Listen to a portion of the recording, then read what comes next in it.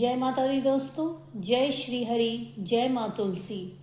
कार्तिक मास का महीना भक्ति, प्रेम और तप का प्रतीक है। आज हम आपको सुनाएंगे कार्तिक मास का 5वां अध्याय, तुलसी विवाह की उत्पत्ति कथा। यह कथा हमें यह सिखाती है कि किस प्रकार भक्ति और प्रतिव्रता की शक्ति से भगवान भी भक्त के अधीन हो जाते हैं। कथा आरंभ करते हैं। भगवान शिव के अंश से जन्मा एक ऐसा वीर जिसका नाम था जालंधर। जालंधर राक्षस भगवान शिव का ही अंश था, लेकिन उसे यह ज्ञात नहीं था। अपने शक्ति के घमंड में आकर उसने भगवान शिव का ही अपमान कर दिया। कालनेमी नामक असुर की पुत्री थी वृंदा। वृंदा से उसका विवाह हुआ। जालंधर बहुत ही शक्तिशाली असुर था। कहते हैं कि यमराज भी उससे डरते थे। दिन व दिन उसका अत्याचार बढ़ता जा रहा था।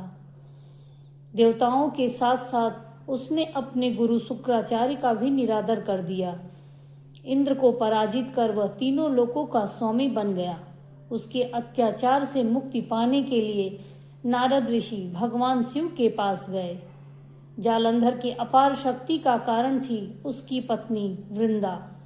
वृंदा के प्रतिव्रत धर्म के कारण देवता भी उसे परास्त नहीं कर पा रहे थे।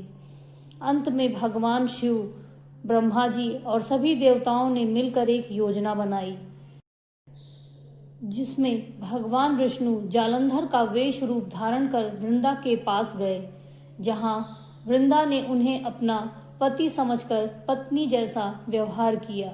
इससे वृंदा का पति धर्मव्रत टूट गया, जिससे जालंधर की शक्ति क्षीण हो गई। तब शिव जी ने जालंधर का वध कर दिया।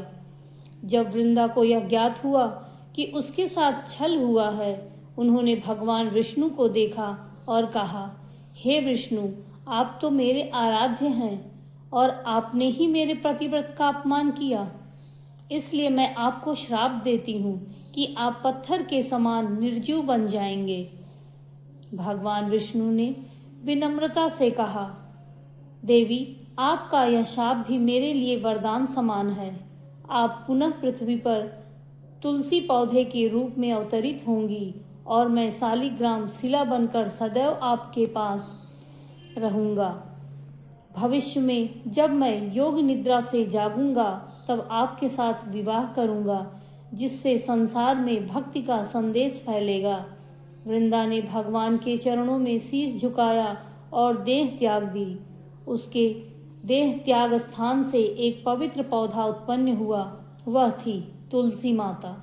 उनकी सुगंध से चारों ओर पवित्रता फैल गई। समय बीतता गया और आया कार्तिक मास की शुक्ल पक्ष की एकादशी, जिसे देव उठनी एकादशी कहते हैं।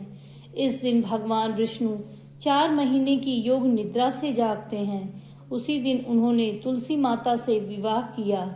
इस विवाह में समस्त देवता, ऋषि और लोकजन उपस्थित हुए। आकाश में शहनाइयां बज उठी, फूलों की वर्षा होने लगी और संपूर्ण ब्रह्मांड हरि तुलसी विवाह की मंगल ध्वनि से गूंज उठा। भगवान विष्णु ने कहा, जो भक्त इस दिन तुलसी विवाह करेगा उसके घर में सौभाग्य, समृद्धि और सदा सुख बना रहेगा। तब से प्रत्येक वर्ष इस दिन घर घर में तुलसी विवाह का पर्व मनाया जाता है। तुलसी माता को वधू के रूप में सजाया जाता है। शालिग्राम और विष्णु जी से उनका विवाह करवाया जाता है। मंगल गीतों से पूरा वातावरण पवित्र हो उठता है। तुलसी माता न केवल भगवान विष्णु की प्रिय हैं, बल्कि हर घर की शुद्धता और मंगलता का प्रतीक भी हैं। जिस घर में तुलसी का पौधा होता है, वहाँ नकारात्मकता दूर रहती है। वहाँ धन, सौभाग्य और सुख का वास होता है।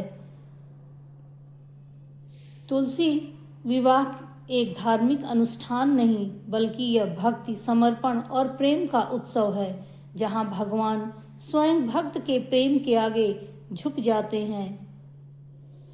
जो भक्त इस कथा को श्रद्धा से सुनते हैं, उन्हें जीवन में सुख, सौभाग्य और मोक्ष की प्राप्ति होती है। तुलसी विवाह हमें यह सिखाता है कि सच्ची निष्ठा, भक्ति और प्रेम से भगवान को पाया जा सकता है। जय जय श्री राधे, जय श्री कृष्णा।